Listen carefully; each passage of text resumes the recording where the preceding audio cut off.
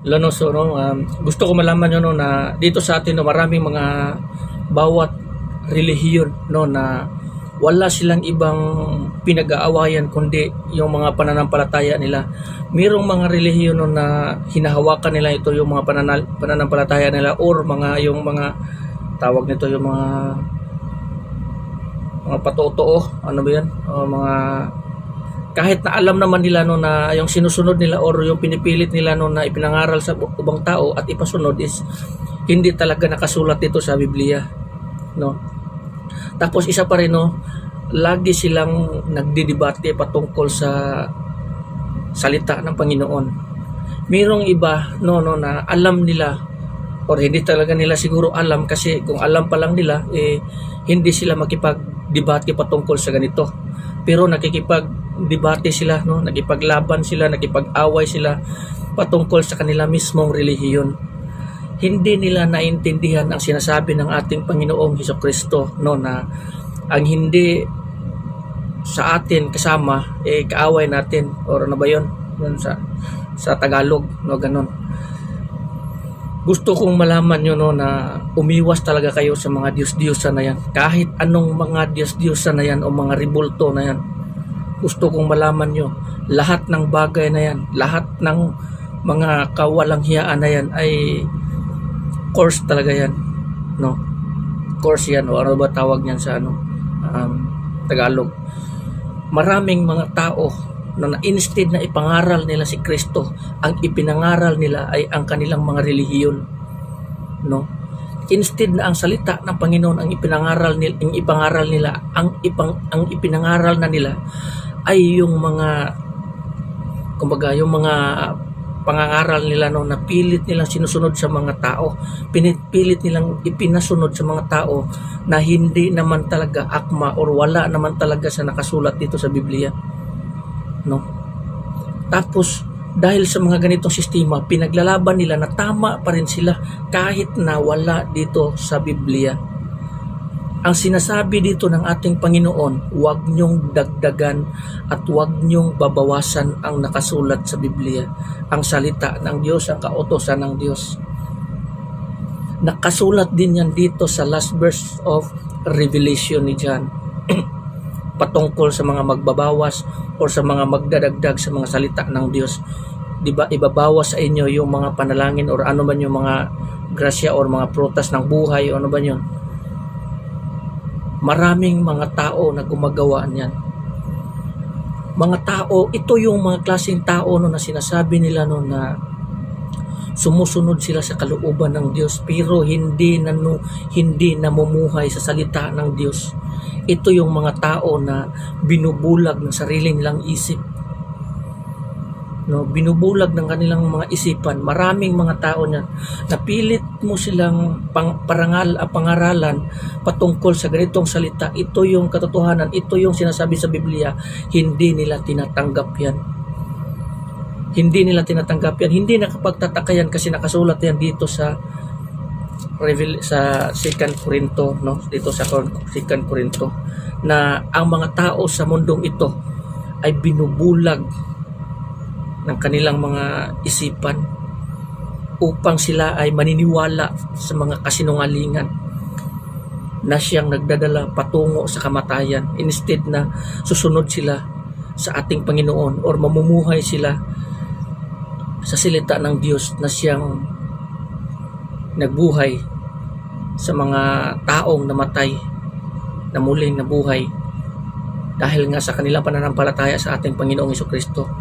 Instead na mamumuhay sila sa salita ng ating Diyos,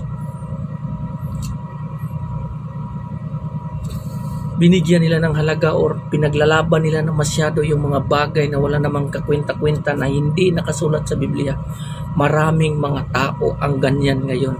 Ito yung mga tao na nangangaral nito. Ito yung mga tao na tinatawag dito sa Biblia no, na magsilabasan ang mga bulaang propeta. Itong mga Katoliko, itong mga preacher ng mga Katoliko, itong mga apostolis na mga Katoliko. At hindi lang sa hindi lang sa kanila, kundi marami pang mga relihiyon no, na pinaglalaban nila yung mali. Paano mo maitatama ang isang mali?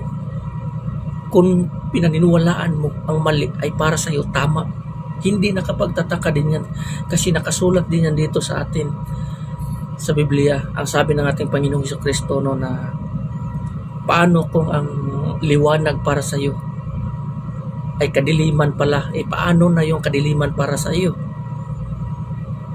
So mag-ingat kayo bago nyo tatanggapin yung mga inihain sa inyong mga pagkain no, na inaakala nyo no, na nagbibigay buhay, kamatayan pala yung kahihinatnan no. Mag-ingat po kayo dyan kasi hindi po lahat ng mga tao na nagdadala ng salita ng Panginoon, nangangaral sa salita ng Diyos ay mga tao ng Diyos. Alam ni Satanas kung ano or bawat kahinaan ng tao. Walang ibang magmumulat sa iyo kundi ang Diyos sa pamamagitan ng kanyang mga salita na nakasulat dito sa Biblia. Kaya nandito yung mga Biblia na yan. Nandito na yan ang Biblia no, na ibinigay sa atin ng Panginoon mula sa mga propeta hanggang sa mga apostoles no. Pero dahil nga sa hindi tayo nagbabasa nito at nangangalakal lang tayo sa mga salita ng Diyos sa pamamagitan ng mga tao no, na nangangaral, hindi natin alam kung ano yung tama. Kung ano yung pinapangaral nila is ito na yung pinaninigan natin na tama. Kasi hindi natin binabasa yung Biblia na mayroong mga Biblia no, na ibinigay ng Diyos sa atin. May mga organization din no, na nagbibigay ng mga libre Biblia, gaya ng mga Gideon International or ano man yun, iba pa. Kung wala man yan ganyan is marami niyan binta no, binibinta sa bookstore at marami din yan sa Play Store, sa cellphone. Pero tamad lang talaga tayo na magbasa, kaya hindi natin na iintindihan kung ano yung katotohanan. Basta kung ano yung pinapangaral sa atin, yun na yung tinatanggap natin kahit na alam naman natin, kahit ni sino na mali yung pinapangaral na tinatanggap mo, tinatanggap mo na rin kasi hindi mo alam hindi mo alam kung ano yung kautusan, hindi mo alam kung ano yung kalooban ng Diyos, hindi mo alam kung ano ang tunay na kahulugan sa salita ng Diyos na nakasulat mismo sa Biblia kasi hindi ka nagbabasa, wala ka lahat, nangangalakal ka lang, nakikinig ka lang, alam naman kasi kung alam mo, yung tinatanggap mo, alam mo mali, hindi mo tatanggapin yun, kaso wala kang alam, alam naman ng karamihan na mali yung pinapangaral ng isa, tinatanggap mo at sinusunod mo kasi yun na yung tama para sa iyo kasi nga pinapangaral ng mga taong mula ang propeta.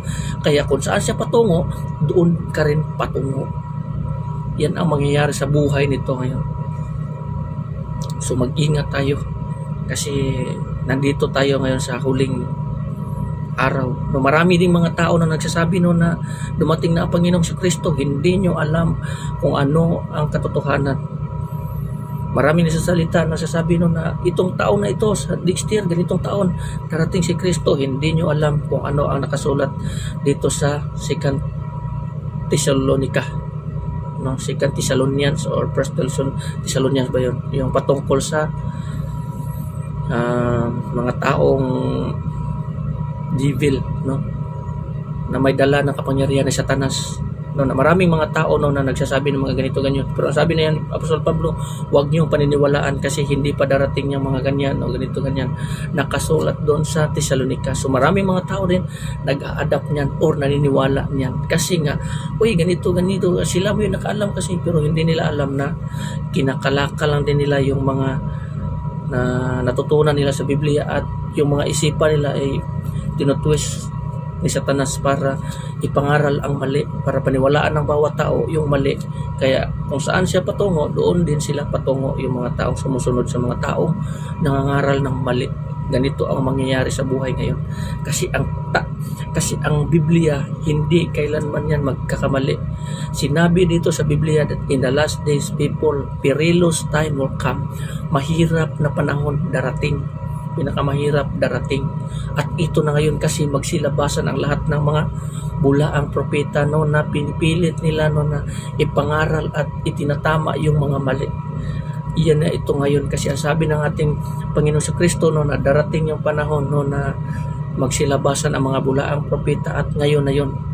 Maraming mga tao no, na nangangaral sa katotohanan pero hindi tinatanggap ng mga tao kasi nga masakit ang katotohanan. Kaya doon sila nakikinig sa mga pinapangaral na mga kung ano lamang yung gusto nilang marinig kasi hindi masakit yun at madali lamang nilang sundin na hindi nila alam na andolon yun, impyerno. Yan ang mangyayari sa mga tao ngayon no, na umiiwas sa katotohanan upang mananatili sa kamalian, upang bigyan ng halaga, bigyan ng pansin, bigyan or paniniwalaan yung mga kamalian or kasinungalingan na aral. Ang bawat kasalanan, kabayaran yan, kamatayan. Pagniwala ka sa akin, hindi mababaliwala ang mga nakasulat sa Biblia na nakasulat dito sa Revelation din. So hanggang dito na lang no. Maraming salamat and God bless everyone. Amen.